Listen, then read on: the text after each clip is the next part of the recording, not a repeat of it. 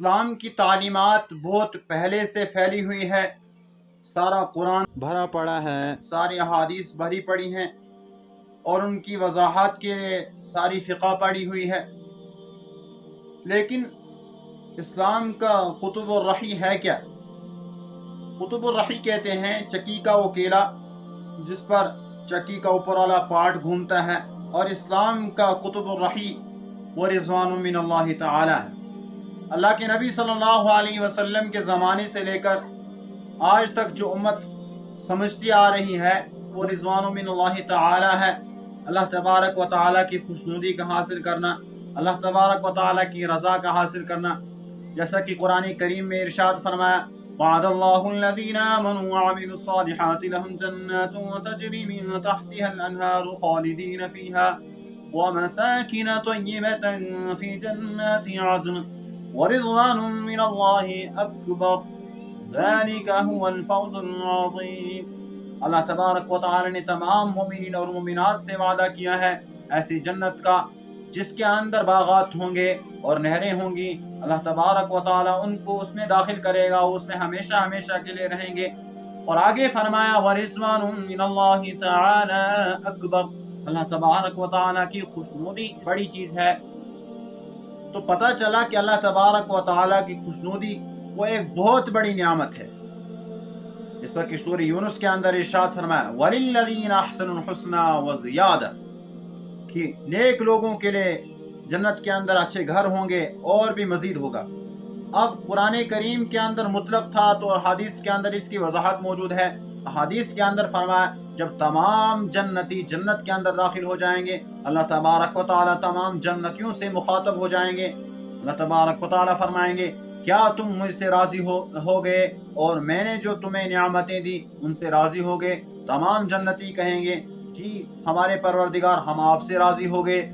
پھر اللہ تبارک و تعالی خود فرمائیں گے میں نے آپ کے لیے ایک ایسی نعمت چھپا کے رکھی ہے، ابھی تک میں نے وہ آپ کو نہیں دی۔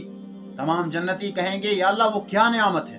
اللہ تبارک و تعالی فرمائیں گے وہ نعمت یہ ہے کہ آج کے دن میں تم سے راضی ہو گیا، آج کے بعد کبھی بھی میں تم سے ناراض نہیں ہوں گا۔ تو جب یہ اعلان ہوگا تو تمام جنتی یہ اعلان سن کر جنت کی نعمتوں کو ہیج تصور کریں۔ اللہ و تعالیٰ کی رضا ایک بہت بڑی نعمت ہے۔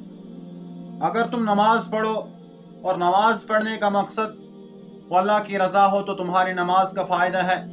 اگر نماز پڑھنے کا مقصد صرف دکھلاوا ہو تو لوگوں نے تو دیکھ لیا سن لیا، لیکن وہ نماز آپ کے منہ پر ماری جائے گی۔ یہی حال زکوٰۃ کا بھی اور یہی حال تمام بندگیوں کا ہے۔ اگر تمام بندگیوں کے اندر رضا مقصود ہو تو ہم کامیاب ہیں۔ بہرحال اللہ کے نبی صلی اللہ علیہ وسلم کے دور سے لے کر آج تک پوری امت یہی سمجھتی آ رہی تھی دین کا کیلا وہ رضوان من اللہ تعالی ہے، اللہ تبارک و تعالی کی خوشنودی ہے، اللہ تبارک و تعالی کی رضا ہے، اور اسی پر تمام احکامات وہ چل رہے ہیں۔ لیکن مودودی صاحب جب آئے تو مودودی صاحب نے وہ کیلا نکال دیا اور نیا کیلا فٹ کیا۔ وہ نیا کیلا کیا ہے؟ وہ نیا کیلا یہ ہے کہ اقامت دین۔ یہ بہت اچھی خوبصورت تعبیر ہے، لیکن اس کا مطلب یہ نہیں ہے کہ دنیا کے اندر دین کو قائم کرنا یا اپنے اندر دین پر عمل کرنے کا جذبہ پیدا کرنا، بلکہ اس کا مطلب تو یہ ہے کہ دنیا کے اندر حکومت الہیہ کو قائم کرنا۔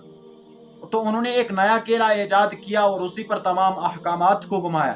اسی لیے وہ جماعت کے بارے میں کہتے ہیں، جماعت کی نماز کے بارے میں کہتے ہیں کہ یہ فوجی پریڈ ہے، استغفر اللہ تعالی۔ اور زکوٰۃ کے بارے میں کہتے ہیں کہ زکوٰۃ قومی فنڈ ہے، اس لیے ان کے یہاں زکوٰۃ کو جہاں چاہے انسان استعمال کر سکتا ہے۔ جس طرح کی گورنمنٹ کی فنڈ ہر جگہ استعمال ہوتی ہے، اسی طرح ان کے یہاں زکوٰۃ کا مال ہر جگہ خرچ کیا جا سکتا ہے۔ اور حج کے بارے میں انہوں نے کہا یہ انٹرنیشنل کانفرنس ہے، اور روزے کے بارے میں انہوں نے کہا کہ یہ فوج کے بھوکا رکھنے کے لیے ریسلل ہے، استغفر اللہ۔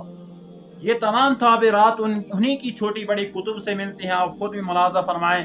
اسی طرح ترتیب بار باقی 3 گمراہیوں کو بھی بیان کیا جائے گا۔ اور آگے ایک مسئلہ بہت بڑا ہے، وہ یہ کہ کیا دنیا کے اندر حکومت الہیہ کو قائم کرنا فرض ہے؟